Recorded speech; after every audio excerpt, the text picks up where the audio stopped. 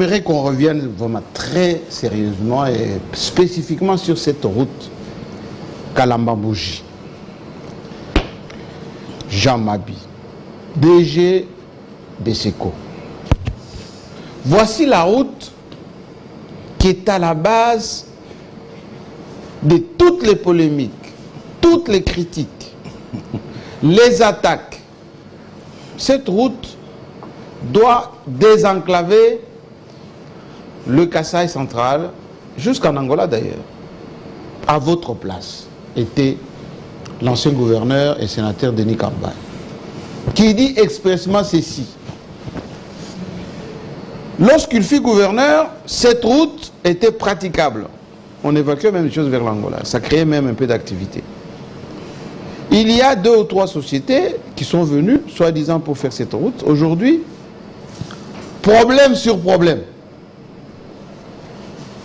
Les camions s'embourbent, on ne connaît pas qui fait quoi, et le temps passe. Beaucoup de gens ont mangé, bouffé plutôt, beaucoup d'argent sur cette route qui ne finit jamais. Quelle est la vérité? Bon, je pense que le sénateur Denis Kambay est mal placé pour donner des leçons. Mais il a dit que c'était praticable. Justement, justement, le sénateur Denis Kambay est mal placé pour donner des leçons à qui que ce soit. Par mon passé, j'ai appuyé la construction de cette route. Avec l'entreprise CREC 7, j'ai amené l'assistance technique sous forme de PPP. On a ouvert cette route jusqu'au Kalamba-Bougie. Les véhicules circulaient. Ok. Les dispositifs qu'on avait mis en place, parce que le premier contrat c'était la modernisation de la route, on l'a ouverte à 16 mètres. Et le deuxième volet c'était l'entretien. Vous savez, c'est une route en terre. Une route en terre avec les taux de pluviométrie dans la région, il faut assurer la maintenance. Parce que l'idée, en fait, l'objectif final, c'est d'asphalter ou de bétonner cette route. C'est 225 km. 225 km. Ça demande énormément d'argent qu'on n'a pas encore. Il y a une réflexion tout autour. Mais l'essentiel, c'est rendre la route carrossable, maintenir la circulation. Ok? La route était carrossable. Quand Denis Kambay est arrivé, qu'est-ce qu'il a fait? Il peut nous donner les comptes. C'est lui qui a géré l'argent du péage. Il y avait le péage? Il y avait le péage. C'est lui qui a géré l'argent du péage. L'entreprise qui s'est retrouvée en difficulté. Il peut nous dire ce qu'il a fait de cet argent? Il était gouverneur de la province, qui nous donne les édits que lui a fait voter à l'Assemblée provinciale. Parce que l'édit, c'est ça l'outil de gestion. Et puis qui nous présente aussi ce qu'on appelle le rapport d'exécution du budget. Donc la reddition des comptes de chaque année, pour qu'on voit combien il avait prévu de mobiliser, combien il a mobilisé, combien il avait prévu de dépenser, combien il a dépensé, qui nous donne une seule infrastructure qu'il a construite dans la ville de Kananga ou dans la province du Kasaï central. Aucune. Et puis, mais non, excusez-moi. Oui, en termes de redevabilité, ce n'est pas son point fort. Je vais même donner un exemple malheureux ici. Pendant la campagne électorale du chef de l'État, nous, les ressortissants du Kasaï central, nous avons levé des fonds pour faciliter la mobilisation pour notre candidat. Tout le monde sait, c'est notre candidat numéro 20, notre champion. Nous avons levé 320 000 $. Nous sommes arrivés à Kananga, on devait remettre ces 320 000 $ au gouverneur John Kabia. Denis s'est improvisé président. Mais il est leader, c'est lui le président. Non, il n'est pas leader. Non, ça, ce n'est pas un comportement d'un leader. Mais il est président du Grand Kasaï, forcément. Bon, je ne sais pas. Est-ce qu'il y a eu vote? Je ne sais pas. Oui. Parce qu'on est président du Grand Kasaï, le Grand Kasaï a mené, ces groupes-là ont mené quelles actions de développement dans la province? On ne dit pas seulement les leaders, on est président d'un mouvement, d'une association pour se partager des postes. Non, mais qu'est-ce qu'on amène comme développement? Donc je reviens. Et lui, il s'est improvisé président du groupe. Madame Monaluk s'est improvisée caissière. En tout et pour tout, ils ont donné au gouverneur 100 000 $.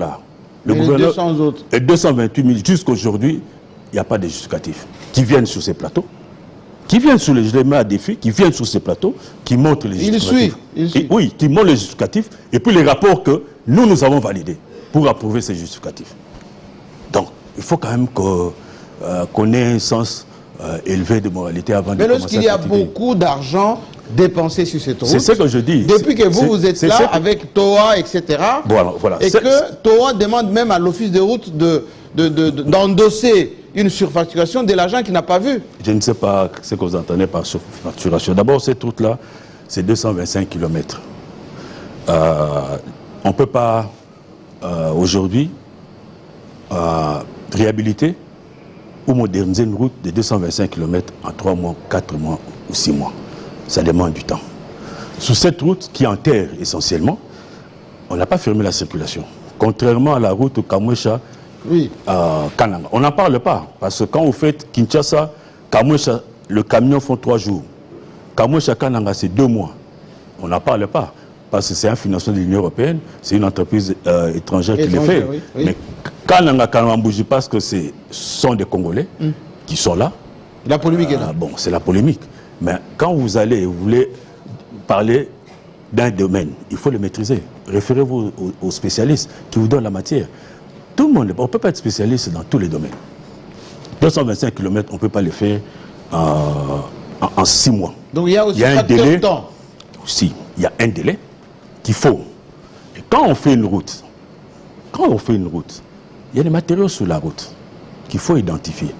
Par exemple, la latérite, la bonne latérite, il n'y en a presque plus. Il y en a presque plus. Cette terre rouge. Il y a la terre rouge. Autre handicap aussi. Oui. On n'a pas fermé la circulation. Mais sur cette route, en terre, et même quand il pleut, vous avez des camions de 40 tonnes qui passent. Mais ça va abîmer ce qui est fait. Voilà. Maintenant, revenons à l'entreprise TOA. Oui. Nous avons mis un dispositif institutionnel pour gérer la route. Nous avons TOA qui s'occupe de la construction de la route. Nous avons un cabinet de renommée internationale qui fait les études pour asphalter. Crédible. Crédible, BKA, qui fait la surveillance. Donc, cette entreprise est à côté de TOA chaque jour. Quand TOA commence, ce bureau qui assure la surveillance est à côté de TOA et valide ce que TOA fait. Nous avons BTC, qui est le bureau de contrôle. Notre bureau de... Non, pas BTC, plutôt l'office des routes. L'office des routes, oui. Qui est le bureau des contrôles. Jusqu'à aujourd'hui, TOA n'a pas encore facturé. Ah bon? TOA n'a pas encore facturé. La seule facture que TOA nous a transmise, c'est la 30% pour l'avance des démarrages des travaux. C'est tout. C'est tout. Au fur et à mesure que TOA va commencer à exécuter, TOA va nous envoyer des décomptes des travaux et des factures.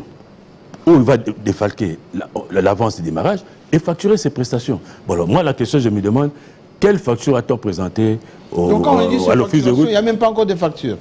Donc c'est la médisance. Non, quand on parle de la corruption, de ceci, donc c'est un peu la médisance. Précision encore, et les gens suivent. Non, on revient sur cette route, parce qu'on en a beaucoup parlé. Oui. Parce que, je ne sais pas, il y a des images. Nous sommes allés, voilà, ici. Oui. Nous sommes, ça c'est au mois de novembre. Pendant qu'on inspectait la voirie, nous avons inspecté aussi la route, en fait, plutôt Matamba. Matamba, c'est PK0. Matamba est à 20 km de Kananga. PK0, c'est dans le territoire de Kazumba.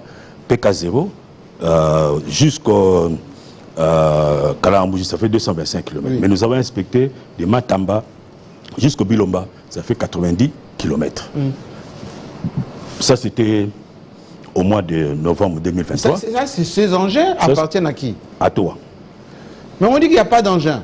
Bon, les gens racontent leur vie. On dit qu'il n'y a pas d'engin. Les gens ont fait une caravane motorisée quand TOA a fait entrer ces engins dans la ville de Kananga. Donc, je reviens sur ce que je disais. Oui. En tout cas, on avait fait 2h30, nous étions satisfaits de l'état d'avancement des travaux, ainsi de suite. Cela n'empêche pas que quand il pleut à certains endroits, il y a des bourbiers, mais l'essentiel est que l'entreprise vienne gérer ces bourbiers pour éviter que le véhicule ne puisse s'embourber. Et autre aussi, nouvelle satisfaction, on n'a pas vu des colonnes de véhicules comme par le passé. Oui, qui étaient bloqués. Non. Ici, un véhicule peut être s'embourber. Oui. Comme on a élargi de 16 mètres, le seul véhicule peut passer à la gauche ou à droite pour passer. Ça, aussi, et vous avez élargi aussi la route? On a élargi, on a ouvert à 16. Comme par l'époque de... C'est ça la norme, 16 mètres. C'est ce qu'on est en train de faire. Alors, quand nous sommes rentrés au mois de février de cette année, nous avons fait la route. J'ai même pris le vice-président de la FEC pour raison de redevabilité. Parce que j'avais fait le tour avec lui sur la voirie. Et puis, je l'ai amené sur la route. Nous sommes arrivés, nous sommes allés même au-delà de Bilomba. Nous sommes arrêtés au niveau du pont Miao. Le constat était malheureux. Et je l'ai dit, le constat était malheureux. Nous avons constaté en fait que la route était dans un état de délabrement assez avancé, qui n'était pas acceptable. Dû à quoi?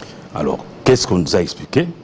Le 14 décembre 2023, l'entreprise, comme l'entreprise utilise aussi des experts qui viennent de l'étranger, ces ingénieurs étaient partis rejoindre leur famille pour fêter les fêtes de fin d'année et que les travaux devaient recommencer le 8 janvier. Là, nous sommes au mois de février, les travaux n'avaient toujours pas commencé. Depuis décembre? Depuis décembre. Et vous vous souviendrez, les fortes pluies, notamment la pluie du 26 décembre 2023, dans la province, et notamment à Kananga, il y avait eu des érosions, quelques maisons fissurées. Mais il pleut presque tous les jours, c'est tout à fait normal. La circulation n'est pas fermée, on a des véhicules de gros tonnage qui passent, qu'on se retrouve avec des bourbiers. Ça, c'est le pont Miao. Ça, c'est la rivière Miao. Ah, il y a un pont quand même? Oui, il y a un pont. Donc, nous sommes rentrés à Kananga, et puis nous n'avons pas vu les engins. Il y avait quelques engins qu'on a vus, mais les gros, parce que nous avons la liste des engins que toi as amené dans le cadre de ce contrat. Nous avons posé la question à son chef d'équipe, il nous dirait non, il avait ramené tous les engins au niveau de l'Oueta. De l'Oueta. De l'Oueta, oui. De l'Oueta, c'est après Bilomba. C'est là où il y a le pont L'Oueta, justement, pour passer de l'autre côté, pour aller vers Kalamambouchi. Alors, nous sommes rentrés à Kananga. Nous sommes réunis, donc Toa, Beseko et Beka, bureau d'études. On a fait le point. On dit non, vous devez répondre les 8. Nous sommes aujourd'hui, déjà, le 8 janvier. Nous sommes déjà début février, les travaux n'ont pas repris, mais vous voyez l'état de la route. Nous vous demandons de remettre les 4 ateliers, comme vous avez mis, mais aussi utiliser, parce que dans le contrat, on a les travaux, mais on a également l'entretien. Alors, on ne va pas attendre que les travaux soient finis pour qu'on commence l'entretien. On les fait on entretient en même temps. On entretient en même temps, et c'est même beaucoup plus facile, parce que quand il y a des légères dégradations, on peut avoir des cantonniers, ainsi de suite, pour travailler, pour maintenir la route carrossable. C'est convenu. Nous sommes rentrés à Kinshasa. 2 semaines après, les travaux n'ont toujours pas repris. Nous avons fait une autre réunion technique avec le patron de Toa lui-même, avec Beka, donc, qui est le bureau surveillance, et nous-mêmes.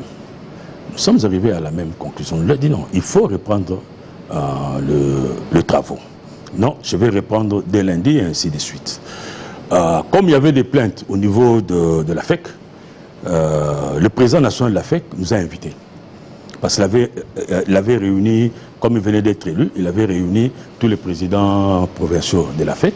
Et chaque président provincial expliquait les difficultés de sa province. Donc le président fédéral, plutôt le président provincial de la FEC Kananga, parmi ses difficultés, c'est cette route de... Et où est-ce qu'on en est aujourd'hui? Très rapidement, très rapidement. Oui, je vous en prie. Il faut établir l'historique pour parce que c'est très important. Oui. Il nous a réunis et puis nous sommes convenus que tous les 3 mois, nous aurons des réunions parce que la FEC, c'est le partenaire du gouvernement. Et comme cette route a un impact sur les activités de ses membres, la FEC doit s'impliquer. S'il y a un boulot d'étranglement, la FEC va essayer aussi de tout faire pour qu'on lève ce boulot d'étranglement. Nous sommes arrangés que l'entreprise reprenne le travail. 2 semaines après, l'entreprise ne reprend toujours pas le travail. J'ai mis l'entreprise en demeure. Ah oui? C'est ça la procédure. J'ai mis l'entreprise en demeure. Mais qu'est-ce qu'on constate après? Que l'entreprise a signé un contrat pour faire la route de Chikapa vers l'Angola. Et que l'entreprise a pris une grande partie des équipements, les a amenés en Angola. Donc, l'entreprise a arrêté son contrat sans préavis pour favoriser l'autoroute de Chikapa vers l'Angola. Donc, à ce stade... Mais sur l'instruction de qui? Nous allons justement, parce que nous devons nous retrouver autour de la table, parce que le maître d'ouvrage, que ce soit des Kalamambouji ou que ce soit de la route Chikapa vers l'Angola, c'est le ministère des ITP. Donc, c'est le même patron qui gère les deux tronçons. Mais ils n'ont qu'à acheter du matériel pour terminer notre chantier. Parce que quand on donne un contrat à une entreprise, on doit tenir compte de sa capacité financière et de sa capacité technique. En retirant une partie des équipements lissés dans les contrats, ça signifie que l'entreprise n'a pas de capacité technique. Il faut le ramener. Monsieur le ministre des Infrastructures, voilà la question à laquelle nous allons avoir besoin de précision. Comment délaisser Kalambambouji pour aller sur la route de Chika-Angola? Une raison, l'entreprise prétend qu'elle a dépensé plus que ce qu'elle a reçu. Nous avons dit... Sur Kalambambouji? Ou sur la route. Nous avons dit qu'il n'y a pas de problème. Vous avez les bureaux de surveillance qui est avec vous. Faites la route de Matamba jusque là où vous avez prétendu avoir offert, donc 166 km. Il y a des images, il y a des photos. On va évaluer ce que vous avez fait comme travaux. Sont partis, sont revenus. Ce que l'entreprise présente comme chiffre, c'est le double de ce que le bureau de surveillance présente. Nous avons dit, nous sommes les responsables, mettez-vous autour de la table, chacun justifie ses montants, et puis on va de l'avant. Mais ce n'est pas une raison pour arrêter les travaux. Oui. Parce qu'aujourd'hui, avec les pluies, la route continue à se dégrader. Ça signifie qu'il y a des coûts additionnels. Qui va les prendre en charge? C'est l'entreprise, parce que vous avez interrompu le contrat unilatéralement. Donc voilà où nous en sommes sur la route. Mais est-ce qu'au jour d'aujourd'hui, mais la question qu'on se pose aussi, parce que c'est très important, on parle du développement de la province. Cette route, est-ce qu'on l'a fait pour aller acheter les cigarettes en Angola et la bière pour venir vendre à Kinshasa? C'est la question fondamentale. C'est ça la question fondamentale. Comment est-ce qu'aujourd'hui le secteur privé réfléchit pour profiter de cette route? Parce que le long de cette route, aujourd'hui, c'est le secteur privé qui peut développer. Vous pouvez faire Matamba jusqu'au Bilomba. Il n'y a aucune activité commerciale le long de la route. Ah bon? Aucune activité commerciale. Vous ne pouvez même pas vous arrêter pour acheter de l'eau. Mais ça, c'est le rôle du secteur public. Mais ça sert à quoi alors de faire des routes? Ça c'est le rôle du secteur public. De développer cette contrée parce que la route est là. Et de donner le travail. Nous avons des terres arabes. Nous avons des produits agricoles pour lesquels nous avons des avantages comparatifs qu'on peut produire. Nous avons les maïs, les haricots, que sais-je encore.